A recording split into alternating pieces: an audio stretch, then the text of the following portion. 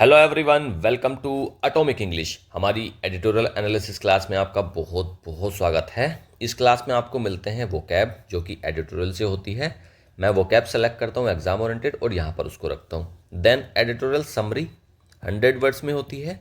इससे हम स्किमिंग करते हैं और फास्ट रीडिंग को एक हैबिट डेवलप करते हैं, जिससे हम कम टाइम में चीज़ों को पढ़कर क्वेश्चन सोल्व कर पाएँ।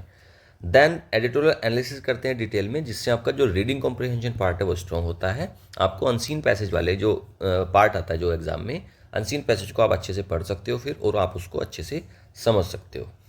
देन हम प्रैक्टिस सेट करते हैं। जो एडिटोरियल होता है उसी से एक प्रैक्टिस सेट बनाते हैं 25 MCQs का, जिसमें कॉम्प्रिहेंशन के MCQs होते हैं 5 के आसपास होते हैं ये 5, ठीक है। जो अनसीन पैसेज वाले क्वेश्चन एग्जाम में आते हैं उसी पैटर्न पर रहता है। देन ग्रामर के MCQs करते हैं 10 के आसपास, और अलग अलग टॉपिक्स पर होते हैं ये। देन वोकैब के MCQs होते हैं 4, ईडियम्स एंड फ्रेजेज, एंटोनियम्स, सिनोनियम्स और वन वर्ड सब्स्टिट्यूशन, उन पर बेस्ड होते हैं। देन 5 क्वेश्चंस क्लोज टेस्ट के और 1 क्वेश्चन होता है पैराजम्बल। तो कुल मिलाकर टोटल 25 क्वेश्चंस का हम करते हैं प्रैक्टिस सेट।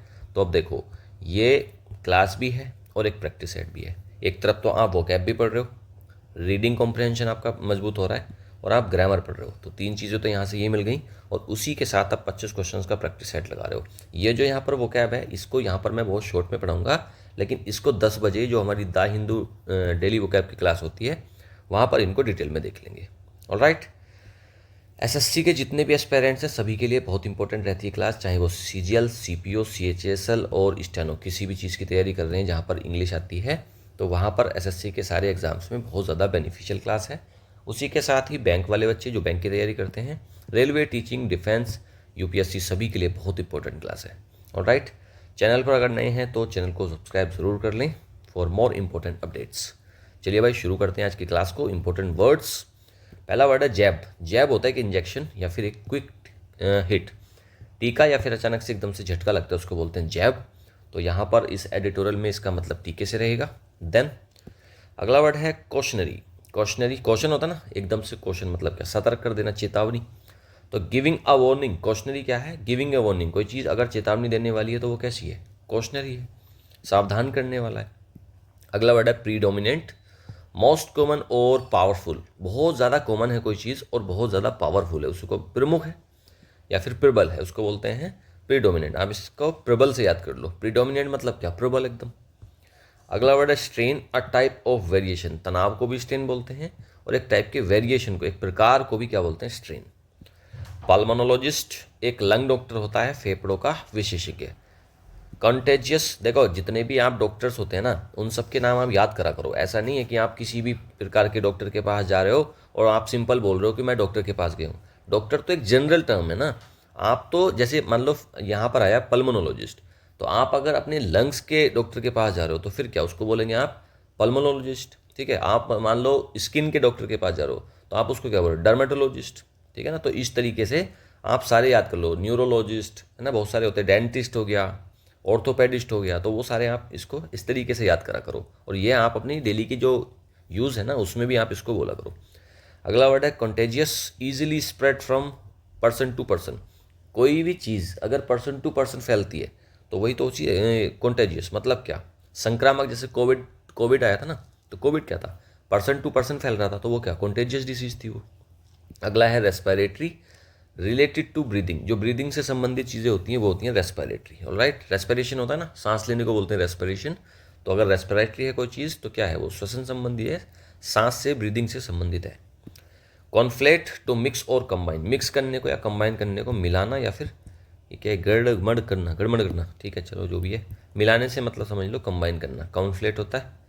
अगला वर्ड है फैटीग, एक्सट्रीम टायर्डनेस, बहुत ज़्यादा थकान होती है, उसको बोलते हैं फैटीग, थकान या फिर कमजोरी। स्टफी तो भरा होता है ना, ब्लॉक्ड है या फिर कंजेस्टेड, बंद है एकदम, अवरुद्ध है, तो उसको बोलते हैं क्या, स्टफी। सिविरिटी, सीरियसनेस को बोल देते हैं, या फिर इंटेंसिटी। किसी चीज़ की सिविरिटी का क्या मतलब है कि उसकी तीव्रता कितनी है, उसकी गंभीरता कितनी है। अगला वर्ड है माइल्ड, नॉट सीवियर और जेंटल। हल्का सा है ना तो उसको बोल देते हैं माइल्ड, बहुत हल्का सा, सौम्य, जेंटल एकदम। सर्वेलांस, सर्वेलेंस होती है भाई साहब, क्लोज मॉनिटरिंग और ऑब्जर्वेशन। किसी चीज़ को आप बहुत ज़्यादा तरीके से, बहुत ज़्यादा करीब से किसी चीज़ को अगर आप मॉनिटर करते हो, ऑब्जर्व करते हो, उसको बोलते हैं सर्विलेंस, निगरानी को या फिर पर्यवेक्षण को। एक्यूट, एक्यूट होता है सीवियर और सडन, तीव्र है और काफ़ी ज़्यादा गंभीर है, उसको बोलते हैं एक्यूट। एक्यूट पेन हो रहा है तो मतलब क्या, बहुत तेज पेन हो रहा है। अगला वर्ड है रोबस्ट, स्ट्रॉन्ग और हेल्दी, मजबूत है और ताकतवर है, उसको बोल देते हैं रोबस्ट। नेक्स्ट अगला वर्ड है diagnostic, related to identifying diseases. ऐसे किसी को कोई बीमारी हो गई, वो डॉक्टर के पास गया और डॉक्टर सबसे पहले क्या करता है, आपके बहुत सारे टेस्ट लिख देता है। तो वो जो टेस्ट लिखता है जिससे पता लगाएगा कि भाई बीमारी क्या है, उसी को तो बोलते हैं डायग्नोस्टिक। ऑलराइट, निदान संबंधी या फिर रोग पहचानने वाला, वही होता है डायग्नोस्टिक। एपिडेमियोलॉजिस्ट, एपिडेमियोलॉजिस्ट क्या होता है भाई, एक डिसीज़ का एक्सपर्ट होता है। कोई मान लो महामारी फैली है ना, कोई इस तरीके की कोई बीमारी फैल गई, तो उसमें उसको पता कौन लगाएगा, एपिडेमियोलॉजिस्ट लगाएगा ना उसका पता। तो वही होता है जो डिजीज़ को पहचानता है, उसका एग्जामिनेशन करेगा कि भाई क्या है, एक बड़े लेवल पर जो डिजीज़ फैली है उसको, तो एपिडेमियोलॉजिस्ट। सिंकिंग, सिंकिंग क्या होता है भाई, मैच करना या फिर अलाइन करना, तालमेल बैठाने को बोलते हैं सिंकिंग, समन्वय करने को। अपटिक एक स्मॉल इंक्रीज है, बहुत थोड़ा सा बढ़ोतरी हो रही है या वृद्धि हो रही है थोड़ी सी स्मॉल लेवल पर, उसको बोलते हैं अपटिक। अगला वर्ड है आउटब्रेक, एक सडन स्प्रेड ऑफ डिसीज और ट्रबल, फैलाव है, प्रकोप है। देखो दो तरीके की बीमारी फैलती हैं, एक तो होता है आउटब्रेक और एक होता है पेंडेमिक। आउटब्रेक क्या है, एक छोटे रीजन में, सपोज करो किसी शहर में, इवन एक कंट्री में भी मान लो आप, है ना, एक कंट्री जैसे चाइना में, कोविड कहाँ से शुरू हुआ था, चाइना से। तो जब तक कोविड केवल चाइना में था तब तक तो वो था आउटब्रेक, लेकिन जैसे ही वो और कंट्रीज में भी फैला तो तब वो क्या बन गया, तब बन गया वो पेंडेमिक। ठीक है जी, तो आउटब्रेक क्या है, एक छोटे पार्ट में, और पेंडेमिक क्या, पूरे संसार में फैलनी शुरू हो गई चीज़, तो वो होगी पेंडेमिक। पैन मतलब universe, okay. Inculcate, to teach by repetition, inculcate का मतलब होता है डालना या फिर सिखाना, है ना, बाय रिपीटिशन, आप टीच कर रहे हो बार बार उसको रिपीट करके, उसको बोलते हैं इनकलकेट। स्पेक्ट्रम क्या होता है, a wide range of things, विस्तृत श्रेणी है, बहुत सारी चीज़ें हैं किसी एक चीज़ की, बहुत सारी रेंज है, उसको बोलते हैं स्पेक्ट्रम। इंटरवेंशन, इंटरफेयर करने को बोलते हैं, टू इम्प्रूव अ सिचुएशन, एक सिचुएशन को आप इम्प्रूव करना चाहते हो तो वो क्या है, इंटरवेंशन मतलब क्या, हस्तक्षेप है या फिर दखल है। Immunisation, protection from disease via vaccine, देखो टीकाकरण को बोलते हैं इम्यूनाइजेशन, आपको टीके लगते हैं उसी को बोल देते हैं इम्यूनाइजेशन। इम्यूनाइजेशन मतलब क्या, आपके शरीर को जो चीज़ बॉडी को मजबूत कर रही है जिससे कि आप बीमारियों से लड़ पाओगे, रोग प्रतिरोधकता, जो रोग को रोक के रखेगी, है ना, प्रतिरोध करेगी रोग का, तो मतलब क्या, रोक के रखेगी, आपको प्रोटेक्ट करेगी डिसीज से, वही होता है इम्यूनाइजेशन। अगला वर्ड है विम्स, सडन अनप्रेडिक्टेबल डिसीजंस को बोलते हैं विम्स, मौजीपन और मनमर्जी, उसी को बोल देते हैं विम्स। कैंपेन का तो सभी को पता होगा, इलेक्शन कैंपेन होते हैं ना, ये प्रचार वगैरह, अभियान। A planned effort for a goal, किसी एक गोल के लिए एक प्लान्ड एफर्ट है, कोई आप कुछ अचीव करना चाहते हो और उसके पीछे आपकी प्लानिंग है, तो वो जो प्लानिंग है तो वो कैंपेन है। इलेक्शन होते हैं तो उससे पहले क्या, बहुत सारी कैंपेनिंग होती है, मतलब क्या, उस गोल को अचीव करने के लिए जो प्लानिंग करी है उन्होंने, तो उसको प्रचार प्रसार अभियान, उसी को बोलते हैं क्या, कैंपेन, मुहिम भी बोल देते हैं इसको। चलिए भाई, वर्ड्स तो कंप्लीट हो गए, अब हम करते हैं एडिटोरियल समरी। 100 वर्ड्स हैं, इनको स्पीड में पढ़ेंगे, काफ़ी ज़्यादा स्पीड में पढ़ूंगा मैं, जिससे आपकी स्पीड रीडिंग की हैबिट डेवलप हो जाएगी, और एग्जाम में अगर कम टाइम रहता है आपके पास तो आप 1 से 2 मिनट में पूरा पैसेज को पढ़ जाओगे और फिर आंसर उसके आप लगा लेंगे। ऑलराइट, चलिए इसको थोड़ा सा बड़ा कर लेते हैं, ठीक है। चलिए भाई शुरू करते हैं। वैसे जो अभी एडिटोरियल आएगा ना उसको मैं डिटेल में भी पढ़ाऊंगा आगे, ठीक है। अभी तो यहाँ पर ये एडिटोरियल समरी देखते हैं स्पीड में। With a rise in seasonal influenza cases in Delhi NCR, our renewed focus on adult vaccination is essential. अभी जो राइज हो रहा है सीजनल इन्फ्लुएंजा केसेस में दिल्ली के अंदर, दिल्ली एनसीआर में, एक नया फोकस की जरूरत है। On adult vaccination is essential, essential मतलब बहुत ज़रूरी है। The predominant strains this season are influenza A and B, तो इस साल क्या है, स्ट्रेन्स मतलब जोर किस चीज़ पर है, ए और बी, इन्फ्लुएंजा ए और इन्फ्लुएंजा बी पर जोर है, ये बीमारियां फैल रही हैं। Often mistaken for the common cold, ज़्यादातर मिस्टेक कर देते हैं हम, गलत समझ लेते हैं कि ये कॉमन कोल्ड है, लेकिन इन्फ्लुएंजा क्या है, ये कॉन्टेजियस रेस्पिरेटरी इलनेस है, मतलब फैलने वाली रेस्पिरेटरी मतलब सांस से संबंधित इलनेस है। दैट कैन रेंज फ्रॉम, इसकी रेंज कहाँ तक जाती है, माइल्ड टू सीवर, माइल्ड भी हो सकता है और ये सीवर भी हो सकता है, काफ़ी ज़्यादा भीषण भी हो सकता है। समटाइम्स रिक्वायरिंग हॉस्पिटलाइजेशन, कभी कभी हॉस्पिटलाइजेशन की जरूरत पड़ जाती है, हॉस्पिटल हमें एडमिट होना पड़ जाता है, और इवन लीडिंग टू डेथ, और कभी कभी डेथ हो जाती है। India has a robust surveillance system, काफ़ी ज़्यादा मजबूत सर्विलेंस सिस्टम है हमारा, for influenza like illness ILI and severe acute respiratory infections SARI। However the real challenge lies in ensuring preparedness, और नया चैलेंज जो रियल चैलेंज है वो कहाँ पर मिलता है आपको देखने के लिए, इंश्योरिंग प्रिपेयर्डनेस, हमको पहले तैयारी होना चाहिए।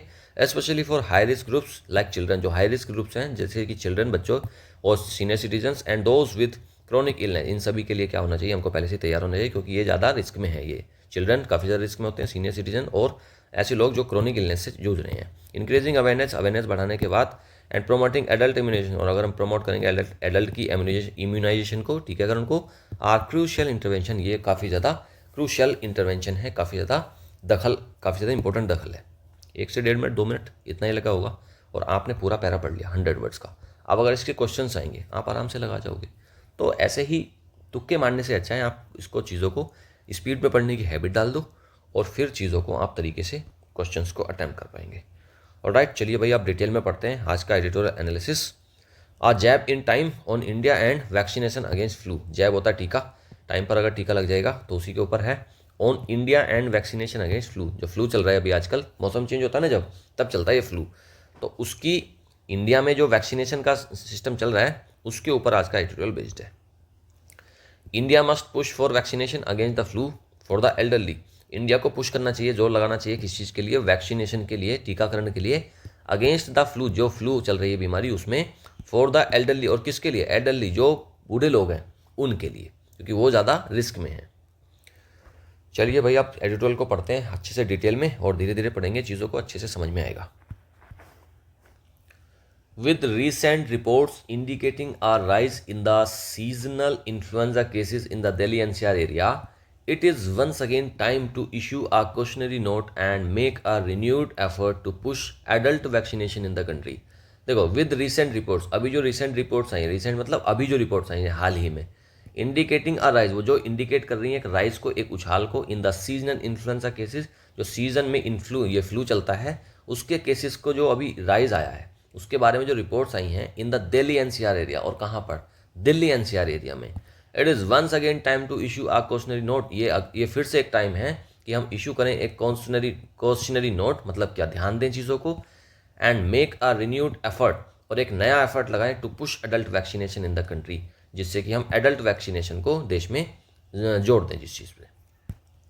The predominant strains involve this season are influenza A and influenza B, many treating physicians and pulmonologist have reported.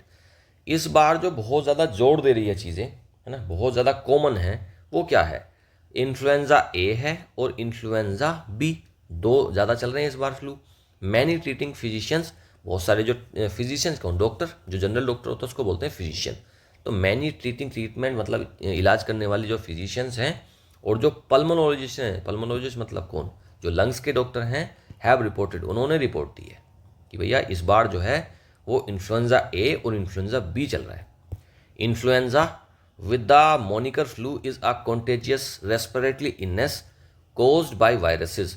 जो इन्फ्लुएंजा है विद द मोनिकर फ्लू, एक फ्लू है moniker flu, is a contagious respiratory illness. ये क्या है, contagious मतलब फैलने वाली, रेस्पिरेटरी मतलब सांस की, इलनेस मतलब बीमारी, तो ये फैलने वाली सांस की बीमारी है, कोज्ड बाय वायरस।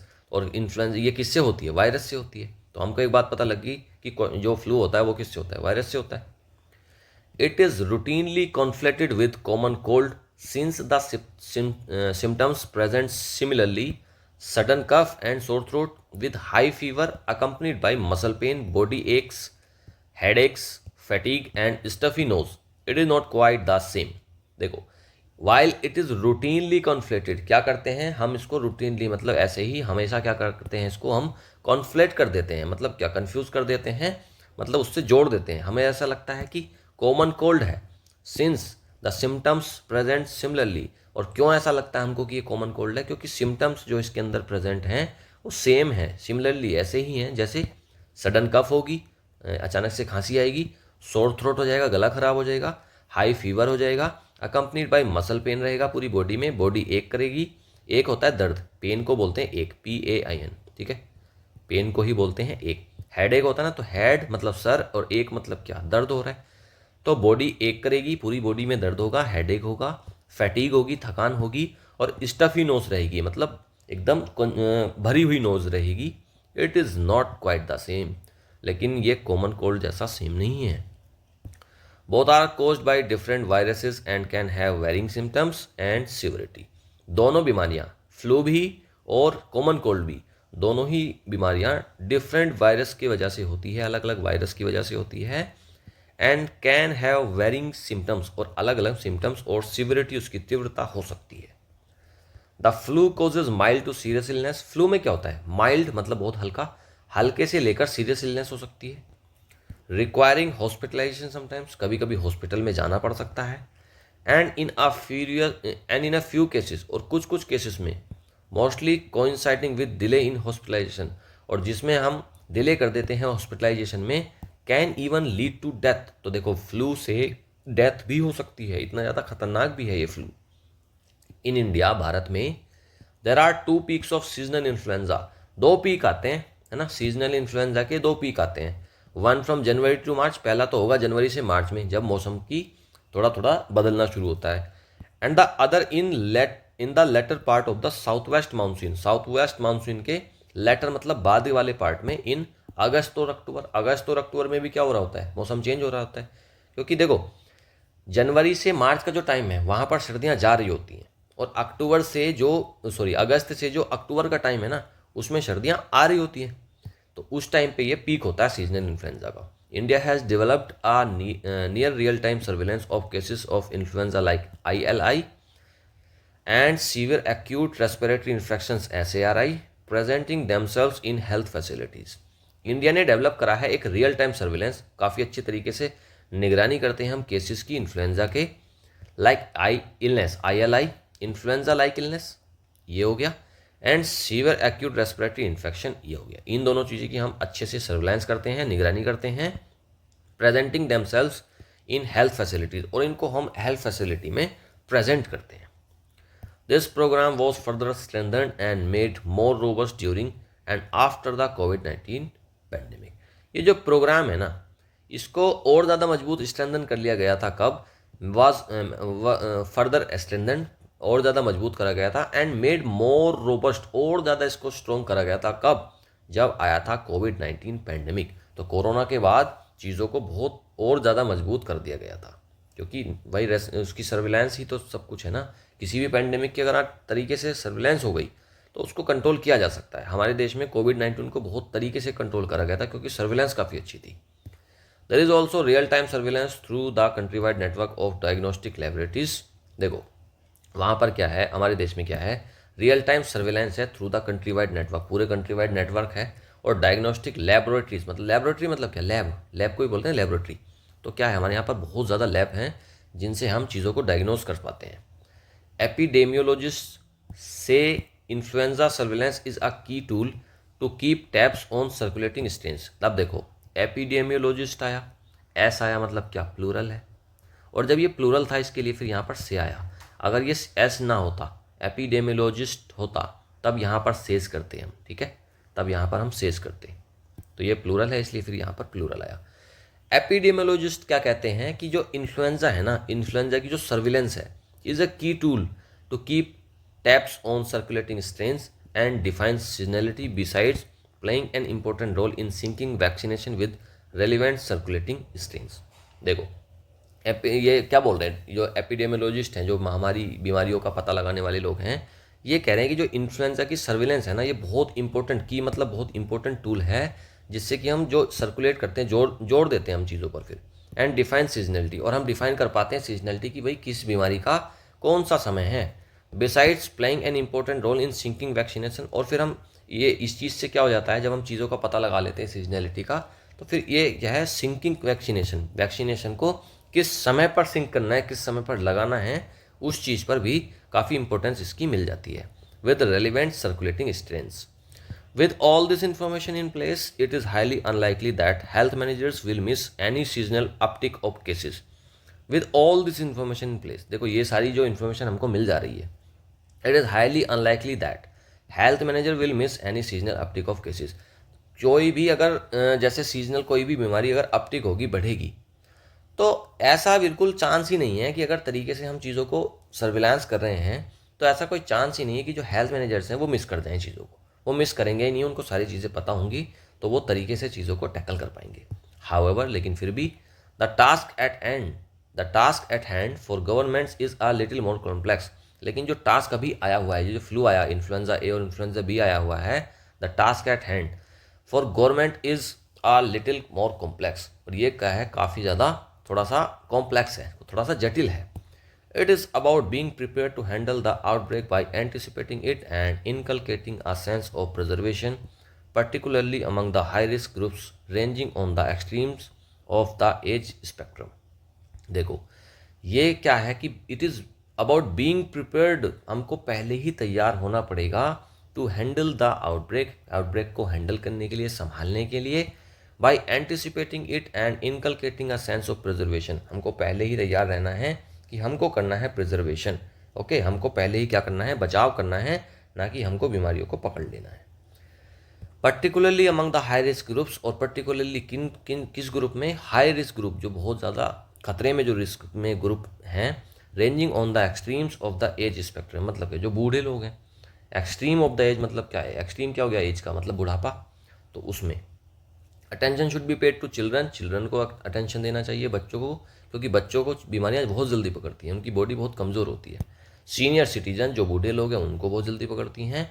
और ऐसे पीपल, ऐसे लोग विद क्रोनिक रेस्पिरेटरी कंडीशंस, जिनको क्रोनिक रेस्पिरेटरी प्रॉब्लम्स हैं, उनके लिए, उनको बहुत जल्दी बीमारियां पकड़ती हैं, तो उन पर अटेंशन सबसे ज़्यादा देने की, ध्यान की ज़रूरत है। की among the interventions recommended is increasing awareness, और की अमंग द इंटरवेंशन मतलब क्या, ये जो हम दखल देंगे, ये जो चीज़ों को हम टैकल करेंगे, उसमें की मतलब इंपॉर्टेंट क्या है सबसे ज़्यादा। पहले तो आप अवेयरनेस बढ़ाइए, increasing awareness on vaccination for influenza, flu की जो वैक्सीन है उसकी अवेयरनेस बढ़ाइए कि सभी को फ्लू की वैक्सीन लगवानी है।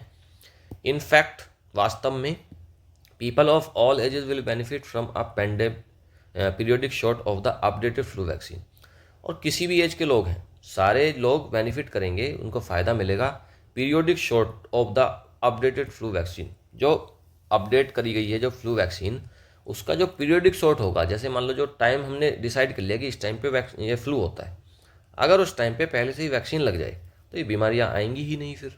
तो सभी जितने भी ऑल एजेस हैं, सभी को इसका फ़ायदा मिलेगा। While vaccination for children is by and large acceptable and an area of focus for all health managers, adult immunization gets the short श्रिफ्ट।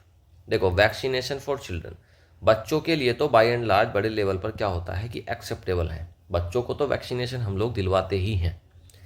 And an area of focus for all health manager, जितने भी health manager हैं, जो भी health के related चीज़ों को संभाल रहे हैं, उनके लिए जो मेन एरिया है जो जिस पर फोकस करना चाहिए वो है एडल्ट इम्यूनाइजेशन। जवान लोगों की जो इम्यूनिटी है ना, उसको भी तो आपको स्ट्रॉन्ग करना है ना, तो फिर वहाँ पर टीकाकरण की बहुत ज़्यादा ज़रूरत है। एट द मोमेंट, अभी इस समय, it is left to the whims and resources of the state governments to offer adult vaccination. अभी क्या है, इसको हमने किस चीज़ पर छोड़ रखा है, विम्स पर छोड़ रखा है, अपनी मर्जी पर छोड़ रखा है, आपकी मर्जी है लगवाइए वरना मत लगवाइए। और दूसरा किस पर छोड़ रखा है, जो गवर्नमेंट के, स्टेट गवर्नमेंट के रिसोर्सेज हैं उस पर, कि भाई कि वो ऑफ़र करें एडल्ट वैक्सीनेशन। जो जवान लोग हैं उनके लिए टीकाकरण की जो व्यवस्था है सरकार की, तो या तो स्टेट गवर्नमेंट के रिसोर्सेज पर छोड़ दी है, या फिर छोड़ दी है उनकी मर्जी पर, विम्स पर, कि भाई अपनी मर्जी से आप करवाना चाहते हो करवा लो वरना फिर रहने दीजिए। लेकिन ऐसा होना नहीं चाहिए, उनको भी एक तरीके से टीकाकरण होना ही चाहिए। Targeted awareness campaigns must be clear, जो टारगेटेड अवेयरनेस कैंपेन है, जो प्रचार कर रहे हैं हम, जिस इनका बीमारियों का समझा रहे हैं कि भाई बीमारी है, कब होती है, कैसी होती है, और वैक्सीनेशन से इसका इलाज है, तो ये बहुत ज़्यादा क्लियर होना चाहिए, अर्जेंट होना चाहिए टोन उसमें ना, उसकी जो टोन है उसको अर्जेंट दिखना चाहिए। ऐसा नहीं है कोई बस उसको हल्के से समझा दिया, तरीके से समझाओ जिससे कि लोगों को लगे कि अर्जेंट ही है। And make an impact on the high risk groups particularly because very simply vaccine saves lives. और एक इम्पैक्ट हाई रिस्क ग्रुप जो हैं उन पर ज़रूर करना चाहिए पर्टिकुलरली, है ना, जो हाई रिस्क ग्रुप हैं, बच्चे हैं, बूढ़े हैं, और बीमारी से जूझते हुए लोग हैं, जो रेस्पिरेटरी डिजीज़ को फेस कर रहे हैं, उनको एक काफ़ी इम्पैक्ट उन पर डालना चाहिए। बिकॉज, क्योंकि, वेरी सिंपली, बहुत सिंपल बात है, वैक्सीन सेव्स लाइफ्स, वैक्सीन से जानें बचती हैं। चलिए भाई, ये कंप्लीट हो गया। अब काफ़ी अच्छा था यार, मज़ा आया मुझे तो बहुत पढ़ के, और काफ़ी कुछ सीखने को मिला। तो चीज़ों को हल्के में नहीं लेना चाहिए। कोई भी अगर आपको जुकाम हो रहा है तो सिंपल आप उसको जुकाम मत माने, वो फ्लू भी हो सकता है, वो बीमारी काफ़ी ज़्यादा भीषण हो सकती है, आपको हॉस्पिटलाइज होना पड़ सकता है, आपकी डेथ भी हो सकती है। चलिए भाई, अब करते हैं कॉम्प्रिहेंशन के MCQs. According to the article, which factor increases the severity of influenza cases, किस चीज़ से, है ना, किस चीज़ से, विच फैक्टर, क्या फैक्टर है जो इंक्रीज कर देता है सिवियरिटी। अर्ली हॉस्पिटलाइजेशन नहीं, अर्ली हॉस्पिटलाइजेशन से थोड़ी ना बढ़ जाएगी सीवियरिटी। लैक ऑफ वैक्सीनेशन हो सकता है, माइल्ड सिम्टम ये भी हो सकता है। ओवर द काउंटर मेडिकेशन को काट दो। मेडिकेशन से कैसे, मेडिकेशन होती है दवाइयाँ, तो दवाइयों से कैसे बढ़ जाएगा यार इसका, वो सीवियरिटी थोड़ी ना बढ़ जाएगी उसकी। चलिए इसका आंसर बताइए। पहला हॉस्पिटलाइजेशन तो कट गया, ठीक है, या तो लैक ऑफ वैक्सीनेशन होगा या फिर माइल्ड सिम्टम। माइल्ड सिम्टम से भी सीवियरिटी नहीं बढ़ेगी, सीवियरिटी बढ़ेगी अगर सीरियस सिम्टम्स आएंगे। तो लैक ऑफ वैक्सीनेशन है ना, आप वैक्सीनेशन ही नहीं लगा पा रहे, तो फिर तो बढ़ेगी ना बीमारी। उसको जैसे ही माइल्ड सिम्टम आए तभी आपने वैक्सीनेशन लगा दी, कट गई बीमारी ही कट गई। लेकिन अगर नहीं लगाओगे, आपके पास लैक ऑफ मतलब कमी होना वैक्सीनेशन की, B option correct. Next, what does India's influenza surveillance system primarily monitor. जो इन्फ्लुएंजा सिस्टम है ना ये सर्विलेंस का, किस चीज़ को मॉनिटर करते हैं? सेल ऑफ फ्लू मेडिकेशन को करते हैं? नहीं करते। नेक्स्ट, सीजनल वेदर चेंज को करते हैं? नहीं। इन्फ्लुएंजा लाइक इलनेस ILI को और सीवियर एक्यूट रेस्पिरेटरी इन्फेक्शन को, हाँ यही ऑप्शन था, आया था ना। ये क्या सर्विलेंस सिस्टम किसको करता है? ILI को और SARI को, इनको हम करते हैं monitor. Next, why is adult immunization for influenza not widely implemented in India. Adult immunization जो इन्फ्लुएंजा के लिए है, इंडिया में बड़े लेवल पर वाइडली क्यों नहीं इम्प्लीमेंट कर पाते हैं हम? It is not necessary for adult, नहीं नेसेसरी तो है। State government decide it's implementation, हाँ स्टेट गवर्नमेंट के ऊपर डिपेंड करता है। Vaccination is only effective for children, नहीं इफेक्टिव तो सभी पर है, सारी एज ग्रुप्स पर काम करती है वैक्सीन, ना कि केवल बच्चों पर। The flu viruses does not affect adult, flu virus बच्चों को एडल्ट को अफेक्ट नहीं करते, नहीं सभी को करते हैं यार, जवान लोग भी तो बीमार होते हैं। बी ऑप्शन करेक्ट हो जाएगा, स्टेट गवर्नमेंट डिसाइड करती हैं इसकी implementation. What is the main goal of influenza surveillance in India. India में जो मेन गोल है इन्फ्लुएंजा सर्विलेंस का, उसका क्या मेन गोल है? ट्रैक करें, डिफाइन करें सीजनलिटी को ऑफ फ्लू स्ट्रेन्स, हाँ ये हो सकता है। कंपेयर करें फ्लू केसेस कोविड-19 से, नहीं कोई मतलब नहीं है। डिस्ट्रीब्यूट करें फ्री में मेडिसिन, इसका कोई मतलब नहीं है भाई, सर्विलेंस हो रही है ना, सर्विलेंस का मेडिसिन का डिस्ट्रीब्यूट करने से क्या मतलब है। To study the effects of climate on flu cases, नहीं ये भी नहीं है। इसका ऑप्शन ए करेक्ट हो जाएगा।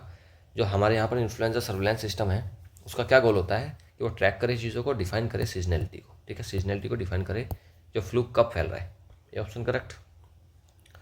According to the article, what should be the governments की focus regarding flu outbreaks. Article के अकॉर्डिंग हमको बताना है कि what should be the governments की फोकस, गवर्नमेंट को किस चीज़ पर ज़्यादा फोकस करना चाहिए regarding flu outbreaks. Only treating hospitalize patients, नहीं, उसको केवल उनको ट्रीट थोड़ी ना करना है। Next, anticipating and preparing for outbreaks, हाँ ये होना चाहिए। Avoiding public discussions about influenza, public discussion about नहीं है, सर प्राइमरी तो नहीं है। रिड्यूस करना चाहिए flu cases only in major city, बड़े शहरों में ही कम करना चाहिएगा, केवल छोटे शहरों में करोगे नहीं। देखो ऑप्शन बचा बी, एंटिसिपेट करनी चाहिए चीज़ें और प्रिपेयर होना चाहिए हमको आउटब्रेक के लिए, ये हमारा की फोकस होना चाहिए, बी ऑप्शन करेक्ट। आगे करते हैं ग्रामर के MCQs। ग्रामर का पहला क्वेश्चन है, आइडेंटिफाई करना है आपको subject verb agreement in the given sentence. Subject verb agreement का क्वेश्चन है, सब्जेक्ट का पता लगा लो, सिंगुलर है प्लूरल, वर्ब उसी के अकॉर्डिंग फिल कर दो, बस खत्म, उतना ही होता है। Influenza with the moniker flu dash a contagious respiratory illness. Influenza क्या है, सिंगुलर है, तो इसके साथ में क्या आना चाहिए, सिंगुलर, आर काटो, वर काटो, हैव काटो, बचा इज, यही ऑप्शन करेक्ट हो जाएगा। पढ़ो दोबारा से, इन्फ्लुएंजा, इसको फिर वो क्या इसने आगे इसको एक्सप्लेन करा, influenza with the moniker flu, उसके साथ में, अब बात तो इन्फ्लुएंजा की कर रहे हैं ना, लेकिन फिर भी इन्फ्लुएंजा क्या, is a contagious respiratory illness. चलिए अगला देखिए, सेंटेंस करना, करेक्ट प्रीपोजिशन का क्वेश्चन रहेगा। India has developed a near real time, has developed a real near time surveillance, यहाँ तक सेम है, यहाँ तक सेम है, ठीक है, गड़बड़ आएगी यहाँ, ठीक है, यहाँ पर गड़बड़ आएगी, यहाँ तक तो ये सेम हो गया। अब सर्विलेंस ऑन केसेस है, सर्विलेंस इन केसेस है, सर्विलेंस ऑफ है, या फिर सर्विलेंस बाई, तो सर्विलेंस ऑफ होता है, सी ऑप्शन करेक्ट हो जाएगा। आगे नेक्स्ट देखिए, सेंटेंस आइडेंटिफाई करना है आपको, कंजंक्शन का एरर है, influenza is a serious disease, ठीक है, यहाँ तक तो ठीक है। एंड, बट, सो या येट, इसमें गड़बड़ आएगी, ठीक है। एंड इट कैन समटाइम्स, अब देखो इन्फ्लुएंजा एक सीरियस डिसीज है, and it can sometimes be fatal, और कभी कभी ये हो सकती है फैटल, ये बात तो ठीक लग रही है। इन्फ्लुएंजा एक सीरियस डिसीज है, but it never requires hospitalization, अगर उसमें हॉस्पिटलाइजेशन की रिक्वायरमेंट नहीं है तो फिर ये सीरियस किस लिए है, काटो भी option. Influenza is a serious disease, so इसलिए it is often mistaken for common cold, मतलब ये एक सीरियस डिसीज है इसलिए हम इसको मिस्टेक करते हैं कॉमन कोल्ड से जोड़कर। काटो। Influenza is a serious disease yet it is completely harmless, अगर हार्मलेस है तो फिर सीरियस कैसे हो गई? काटो। डी ऑप्शन भी कट गया। पहला ऑप्शन करेक्ट है, इसका अच्छा सेंस आ रहा है कि इन्फ्लुएंजा एक सीरियस डिसीज है और it can sometimes be fatal, और ये क्या हो सकता है, कभी कभी फैटल हो सकता है, इसमें जान भी जा सकती है। ये ऑप्शन करेक्ट आंसर है हमारा। नेक्स्ट, करेक्ट आर्टिकल का क्वेश्चन है, with a rise in cases there is dash urgent need for adult vaccination. Urgent है, वोवल साउंड है, एन आ जाएगा। B option correct. With a rise in cases there is an urgent need for adult vaccination. 10, transformation है voice की, active से passive बनाना है, पढ़ो इसको। The government must promote awareness about flu vaccination. Government को करना चाहिए promote awareness about flu vaccination, ठीक है। अवेयरनेस अबाउट फ्लू वैक्सीनेशन, ठीक है, यहाँ भी ठीक है और यहाँ भी ठीक है। अब बात आएगी कि भाई सब्जेक्ट, ये तो हो गया हमारा सब्जेक्ट हमने बना दिया। मस्ट है, मस्ट प्रमोट मॉडल है, और मॉडल को कैसे बनाते हैं, देखो मस्ट है तो मस्ट प्लस बी और प्लस वर्ब की थर्ड फॉर्म, ये होता है पैटर्न। चलिए बनाइए, जहाँ भी आपको मस्ट बी और थर्ड फॉर्म मिल जाएगी वही ऑप्शन आपका करेक्ट हो जाएगा। हेड आया काट दो, इज आया काट दो, और यहाँ पर प्रमोट्स कर दिया इसको भी काट दो। मस्ट बी और वर्ब की थर्ड फॉर्म, यही ऑप्शन करेक्ट हो जाएगा, पढ़ो इसको। Awareness about flu vaccination must be promoted by the government, ये option is the correct answer. Choose करना है following sentence from direct to indirect speech, direct से इनडायरेक्ट बनाना है। डॉक्टर के आगे ये लगा दिया दो डॉट, इससे मतलब क्या है कि डॉक्टर बोल रहा है, डॉक्टर कह रहा है इस बात को, flu vaccination can save many lives, flu vaccination से बहुत सारी लाइफ्स को बचाया जा सकता है। द डॉक्टर सेड दैट, ठीक है ठीक है। अब देखो द डॉक्टर सेड दैट, तो ये तो ज़रूरी है ना दैट लगाना, तो इसमें तो ये लास्ट वाले ऑप्शन तो दोनों वैसे ही कट गए, क्योंकि यहाँ पर फिर से इसको एक्सप्लेन नहीं करा। डी ऑप्शन कट गया और यहाँ पर दैट नहीं लगाया, है ना, यहाँ पर दैट लगना था वो नहीं लगाया, तो दो ऑप्शन तो पहले ही कट गए। चलिए भाई अब देखिए, the doctor said that flu vaccination can save. Direct से जब हम इनडायरेक्ट बना रहे होते हैं तो जो हमारी वर्ब होती है उसको हमारा एक ही पर्पस होता है, हम उसको पास्ट बना दें किसी तरीके से, जिस जैसा भी है वो उसको और ज़्यादा पास्ट में बना दें। तो कैन का कैन कर दिया काट दो, कैन का पास्ट क्या होता है, कुड होता है, तो यही ऑप्शन हमारा करेक्ट हो जाएगा, पढ़ो इसको। The doctor said that flu vaccination could save many lives. Next, error बताना है सेंटेंस में, डेस्पाइट ऑफ, देखो एरर तो यही मिल गया, पहले पूरा पढ़ो आप। Despite of the awareness campaigns adult immunization remains neglected. Despite of, देखो डेस्पाइट का मतलब होता है के बावजूद, अवेयरनेस कैंपेन्स के बावजूद एडल्ट इम्यूनाइजेशन जो वयस्क लोगों में, जवान लोगों में टीकाकरण है, रिमेन्स निगलेक्टेड। डेस्पाइट मतलब के बावजूद, तो डेस्पाइट के साथ कभी भी ऑफ नहीं आता, इन स्पाइट ऑफ होता है और डेस्पाइट अकेला आता है। तो इन स्पाइट होता तब तो ऑफ लगाते, लेकिन डेस्पाइट ऑफ नहीं होता, केवल डेस्पाइट होता है, ए ऑप्शन करेक्ट। कंप्लीट करना है वर्ड, इसमें फिल करना है आपको। Influenza vaccination is dash recommended for high risk groups. जो इन्फ्लुएंजा का वैक्सीनेशन है, टीकाकरण है, is dash recommended, strength recommended, कोई सेंस नहीं बन रहा, स्ट्रेंथन कोई सेंस नहीं बन रहा, स्ट्रॉन्ग रिकमेंडेड कोई नहीं, स्ट्रांगली रिकमेंडेड, ए ऑप्शन करेक्ट हो जाएगा, पढ़ो इसको। Influenza vaccination is strongly recommended for high risk groups, A option is the correct answer. Correct voice transformation है, पैसिव से एक्टिव में बदलना है, उल्टा करना है। पैसिव वॉइस दिया हुआ है, a seasonal flu is recommended by doctors, तो इज रिकमेंडेड से हमको समझ में आ गया कि ये कहाँ पर रहा होगा, ये सिंपल प्रेजेंट में रहा होगा। सिंपल प्रेजेंट को हम is am are plus verb की थर्ड फॉर्म से बनाते हैं, तो इसको आप सिंपल प्रेजेंट बना दो, वही हो जाएगा। चलो देखो, doctor recommend a seasonal flu vaccine, recommended काटो, डॉक्टर्स रिकमेंडिंग काटो, आईएनजी तो कोई मतलब ही नहीं है, सिंपल प्रेजेंट बनाना है हमको। तो रिकमेंड्स, हाँ ये हो सकता है, और हो सकता है इसमें ए ऑप्शन, दो ऑप्शन बचते हैं, ए या फिर डी, तो दो तो कट गए, बी और सी, दो ऑप्शन बचे। अब आप इसका सब्जेक्ट किसको लाओगे, एक सीजनल इन्फ्लुएंजा वैक्सीन को रिकमेंड्स करता है डॉक्टर को, या फिर डॉक्टर रिकमेंड करता है, तो रिकमेंड तो डॉक्टर कर रहा है ना, तो डॉक्टर सब्जेक्ट बनाओ, डॉक्टर रिकमेंड। अब देखो डॉक्टर होता तब यहाँ पर हम ऐसे लगाते, लेकिन यहाँ पर डॉक्टर्स है, तो इसके लिए फिर यहाँ पर एस लगाने की ज़रूरत नहीं है। यहाँ पर एस नहीं लगेगा क्योंकि यहाँ पर प्लूरल है। तो doctors recommend a seasonal flu vaccine, A option is the correct answer. Correct sentence का स्ट्रक्चर चेक करना है, कौन सा स्ट्रक्चर ठीक है। पहला पढ़ो, vaccination save lives, flu prevention is important. ठीक है, एक बात हो गई। Next, flu lives flu prevention vaccination is important save, sense ही नहीं बना इसका, तो काट दो इसको। Flu prevention is important and vaccination saves lives, हाँ ये इसका सेंस बन रहा है। इज इम्पोर्टेंट वैक्सीनेशन, ये ना आपका पैराजंबल टाइप से ही है। उसमें क्या है, जंबल वर्ड्स हैं ये। जैसे पैराजंबल करते हो आप, एक पहले भाई सेंस में लगाते हो ना पूरे पैराग्राफ को, तो वैसे ही सेंटेंस के अंदर जो वर्ड्स दिए हुए हैं ये जंबल वर्ड्स हैं। इन वर्ड्स को अलग अलग फैला कर रखा है, आपको इनको करेक्ट ऑर्डर में करना है और जिससे कि एक सेंस बन जाए। Is important vaccination lives flu save, क्या सेंस आया, कुछ भी नहीं है, काटो। ए और सी में सेंस थोड़ा सा आया, लेकिन ए में क्या गड़बड़ रह गई, वैक्सीनेशन सिंगुलर है तो सेव नहीं, सेव्स होना चाहिए, सिंगुलर होना चाहिए ना इसके लिए फिर वर्ब भी। तो vaccination saves lives, flu prevention is important, तो ये भी नहीं है, हमारा सी ऑप्शन करेक्ट हो जाएगा। Flu prevention is important and vaccination saves lives, flu prevention जरूरी है और वैक्सीनेशन से लाइफ बचती है, सी ऑप्शन करेक्ट। वोकेबलरी के एमसीक्यूज आएंगे, देख रहे हो यार एक ही क्लास में आपको कितना कुछ मिलता है। 25 क्वेश्चन का प्रैक्टिस सेट, मतलब क्या, आप रोज एक क्वेश्चन पेपर सोल्व कर रहे हो। अगर कुछ महीने कर गए आप इस काम को, फिर सोचो भाई साहब आपका इंग्लिश का लेवल कहाँ पहुँच जाएगा। चलो भाई वोकेबलरी के एमसीक्यूज करो। एंटोनियम पूछा है प्रीडोमिनेंट का, तो प्रीडोमिनेंट का एंटोनियम बता दो। माइनर, बहुत हल्का सा। लीडिंग, प्रीवेलेंट या फिर सिग्निफिकेंट, तो बताओ।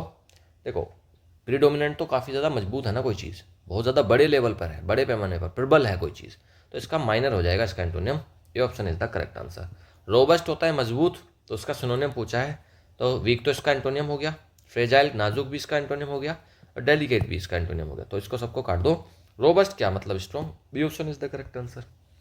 वन वर्ड सब्स्टिट्यूशन पूछा है, एक ऐसी डिसीज जो स्प्रेड हो गई है, फैल गई है ओवर अ लार्ज रीजन, एक बड़े उस पर बड़े रीजन में।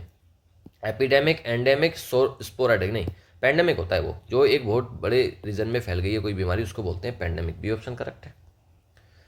ईडियम का मीनिंग बताया, शॉर्ट श्रिफ्ट। शॉर्ट श्रिफ्ट का मतलब क्या होता है, giving little attention to something.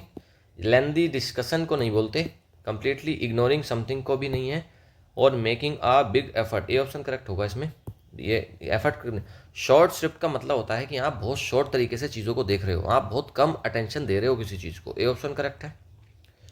Cloze test के क्वेश्चन से इसको थोड़ा जूम इन कर लेता हूँ मैं, ठीक है, अब आ जाएगा आपको, एक बार में दिख जाएगा। हाँ चलो भाई क्लोज टेस्ट लगाते हैं। Influenza is a dash respiratory illness that can sometimes require hospitalization, ठीक है, एक बार पूरा ही पढ़ लिया करो उसको। Many people dash it with common cold but the two illness are different. In India dash helps track influenza seasonal flu trends. However, there is a need for more awareness about dash among adults as it can dash severe cases. चलो भाई अब लगाते हैं। Influenza is a dash respiratory illness that can sometime require hospitalization, तो कैसी हो सकती है जिससे कि आप इसको हॉस्पिटलाइजेशन। रेस्पिरेटरी है, इन्फ्लुएंजा है, तो वो कॉन्टेजियस होगा, बिनाइन होगा, हार्मलेस होगा, माइल्ड होगा। देखो ये सब तो नहीं होगा, वो होगा कॉन्टेजियस, फैलने वाला है। कॉन्टेजियस मतलब फैलने वाली रेस्पिरेटरी इलनेस है इन्फ्लुएंजा, ठीक है, ये ऑप्शन करेक्ट हो गया। Many people dash it with the common cold, तो वो क्या करते हैं, इसको क्योर करते हैं, नहीं, उसको इग्नोर करते हैं, नहीं, इरेडिकेट कर देते हैं, खत्म कर देते हैं कॉमन कोल्ड के साथ में, नहीं, उसको करते हैं कॉन्फ्लिक्ट, मतलब क्या, उसको जोड़कर देखते हैं कॉमन कोल्ड से, मतलब क्या, भ्रमित हो जाते हैं कि वो समझते हैं कि कॉमन कोल्ड है, तो कॉन्फ्लिक्ट हो गया, बी ऑप्शन करेक्ट है। But the two illnesses are different, लेकिन ये दोनों जो बीमारियां हैं कॉमन कोल्ड और इन्फ्लुएंजा, ये डिफरेंट है दोनों। इन इंडिया, भारत में, dash helps track seasonal trend flu trends, किस चीज़ से, वैक्सीनेशन से आप ट्रैक कर सकते हो क्या, नहीं, वैक्सीनेशन से तो ट्रीटमेंट होता है, ट्रैक थोड़ी ना होता है, तो ट्रैक किस चीज़ से करेंगे, वो मेडिकेशन से भी ट्रीटमेंट होता है, डायग्नोसिस से पता लगता है, ट्रैक किस चीज़ से करते हैं, ट्रैक करते हैं हम सर्विलेंस से, बी ऑप्शन करेक्ट है।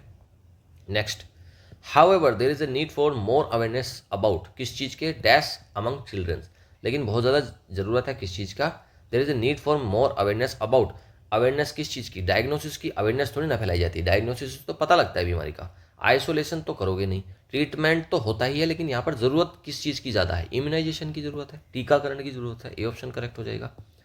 As it can dash severe cases, और ये क्या कर सकती है भाई? वैक्सीनेशन क्या कर सकती है? कोज कर सकती है सीवर केसेस को, बढ़ाएगी नहीं, बनाएगी थोड़ी ना, वो इग्नोर कर देगी नहीं, डिले भी नहीं करेगी, वो क्या करेगी? Vaccination can prevent severe cases, बहुत ज़्यादा जो सीवियर केस हो सकते हैं उनको प्रिवेंट करेगी, बचाव करेगी उसका। बी ऑप्शन करेक्ट है। बहुत मज़ा आ रहा है यार, आज की क्लास इतनी शानदार बनी है ना, तरीके से चीज़ों को फ्रेम करा है, और एडिटोरियल कितना शानदार था, कितना कुछ सीखने को मिला, और सारे क्वेश्चंस भी गजब तरीके से सेट हो गए हैं। चलिए भाई आगे चलते हैं। अब हम करते हैं पैराजंबल, आखिरी क्वेश्चन बचता है, इसको भी कर ही लेते हैं। अरेंज करना है लॉजिकली, ठीक है। Many people confuse flu with the common cold, however influenza. देखो जहां पर भी हाउएवर आ गया सबसे पहले काट दो उस ऑप्शन को, अगर कहीं पर टू मिल जाए काट दो। डी ऑप्शन तो पहले ही कट गया, एलिमिनेशन हो जाएगा ना। जब आपका मान लो दो ऑप्शन आपने हटा दिए, अब आपके पास दो ऑप्शन बचे, अगर आप दो ऑप्शन में तुक्का भी मारोगे तो 50% चांस है आपके कि आंसर ठीक हो जाएगा, या तो आप ए लगाओगे अभी, तो वो है तरीका। तो एलिमिनेशन तो बेस्ट मेथड है। Influenza is A contagious respiratory illness, यहाँ से शुरुआत करी जा सकती है। टू प्रिवेंट, देखो टू प्रिवेंट क्यों कर रहे हो, उससे टू से तो शुरुआत नहीं ना, किस चीज़ को प्रिवेंट, क्या प्रिवेंट, मतलब कुछ नहीं समझ में आ रहा। तो अगर फोर ऑप्शन कहीं पर है उसको भी काट दो। अब बचे दो ऑप्शन, आंख बंद करके अगर मैंने ए मार दिया तो मतलब क्या 50% चांस हो गए मेरे कि भाई मेरा क्वेश्चन ठीक हो जाएगा। लेकिन कोई नहीं, अभी यहाँ पे आंख बंद करके नहीं मारते हैं इसको, क्वेश्चन को ढंग से देखते हैं। अगर आप वन से शुरुआत करो, many people confuse flu with common cold, तो ये एक बात हो गई, लेकिन यहाँ पर समझ में नहीं आया कि बात कहाँ से शुरू हुई। लेकिन आप अगर थर्ड ऑप्शन को देखेंगे, influenza is A contagious respiratory illness, बात बताई है इन्फ्लुएंजा के बारे में, बात हो रही है कि ये क्या है, एक कॉन्टेजियस फैलने वाली रेस्पिरेटरी इलनेस है। तो बात समझ में आ गई कि हम इन्फ्लुएंजा के बारे में बात करना चाह रहे हैं। Then many people confuse flu with common cold, और फ्लू इन्फ्लुएंजा मतलब फ्लू को ही फिर आगे बता दिया कि बहुत सारे लोग कंफ्यूज कर लेते हैं फ्लू को, यहाँ तक भी ठीक है।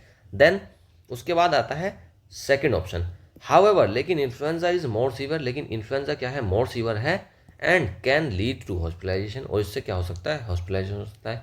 कॉमन कोल्ड तो बहुत छोटी सी बात है, लेकिन इन्फ्लुएंजा सीवियर है, यहाँ तक भी ठीक है। और फिर लास्ट में टू प्रिवेंट कॉम्प्लिकेशन को, चीज़ें और ज़्यादा ना बिगड़ जाएं, उसको प्रिवेंट करने के लिए वैक्सीनेशन रिकमेंड करी जाती है। ए ऑप्शन करेक्ट हो जाता है आपका। तो ये हमारा पूरा हो गया। नीचे आंसर की दी गई है, पीडीएफ में आपको मिल जाएगी, टेलीग्राम से पीडीएफ डाउनलोड करना। देखो सारी पीडीएफ डाउनलोड किया करो, जो भी कुछ पूरी पीडीएफ में है, इतना कंटेंट है, पूरा कंटेंट आप कंज्यूम करो।